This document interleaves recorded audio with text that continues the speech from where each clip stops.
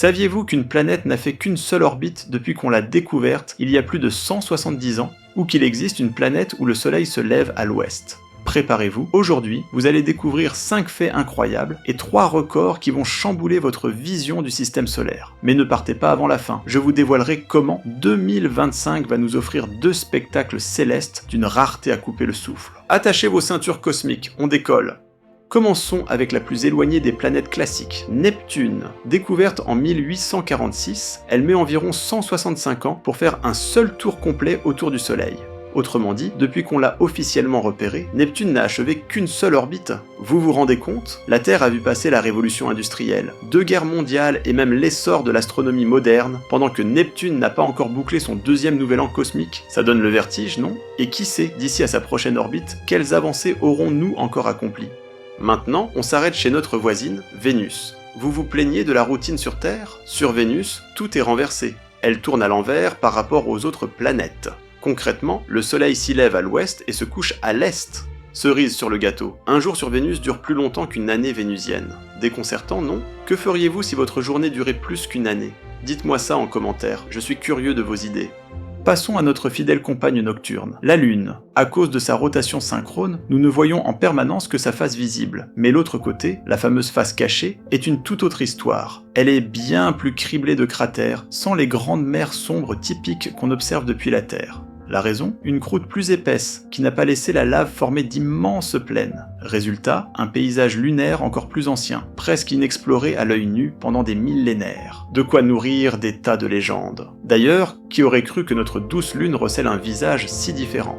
Maintenant, ouvrez grand vos agendas, car 2025 nous réserve non pas un, mais 2 alignements planétaires spectaculaires. Le 21 janvier, 6 planètes, Mars, Jupiter, Uranus, Neptune, Vénus et Saturne, formeront une configuration rapprochée dans notre ciel. Ensuite, le 28 février, ce seront même 7 planètes qui s'aligneront, puisque Mercure rejoindra la danse. Bien sûr, on parle d'alignement au sens où ces planètes apparaîtront dans la même zone de la voûte céleste, et non pas parfaitement sur une ligne droite. Néanmoins, ce sera une occasion rare pour contempler, en quelque sorte, un bal planétaire. Alors, êtes-vous prêt à lever les yeux et vous transformer en astronome amateur le temps de quelques nuits? Qui sait, ces spectacles pourraient bien éveiller de nouvelles vocations chez vous. Pour clore cette première partie en beauté, mettons le cap sur Jupiter et braquons nos télescopes sur sa grande tache rouge. Imaginez un cyclone d'une ampleur 3 fois plus large que la Terre, qui fait rage depuis plus de 350 ans. Les premières observations remontent à l'époque de Galilée, et elle n'a depuis jamais cessé de tourbillonner. Même si elle paraît légèrement rétrécir au fil des décennies, elle demeure la plus grande tempête jamais recensée dans notre système solaire. C'est fou de penser qu'elle aurait pu engloutir plusieurs générations de terriens sans cligner de l'œil, si on avait vécu là-bas évidemment. Vous avez déjà vu des planètes qui tournent à l'envers ou qui attendent 165 ans pour célébrer leur nouvel an. Maintenant, place à 3 records qui vont vous étonner. Et pour tester vos connaissances, je vais vous poser une question avant de révéler la réponse. Première question. D'après vous, quelle est la plus grande planète de notre système solaire? Je vous laisse 3 secondes pour y réfléchir.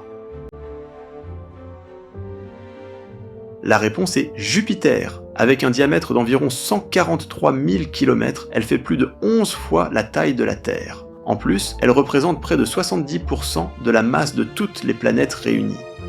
Maintenant, la question inverse, à votre avis, quelle est la plus petite planète du système solaire? Vous l'avez deviné? Il s'agit de Mercure. Elle ne mesure que 4 879 km de diamètre, soit à peine un tiers de la Terre. Et pour finir, parlons des lunes. D'après vous, quelle est la plus grande lune du système solaire?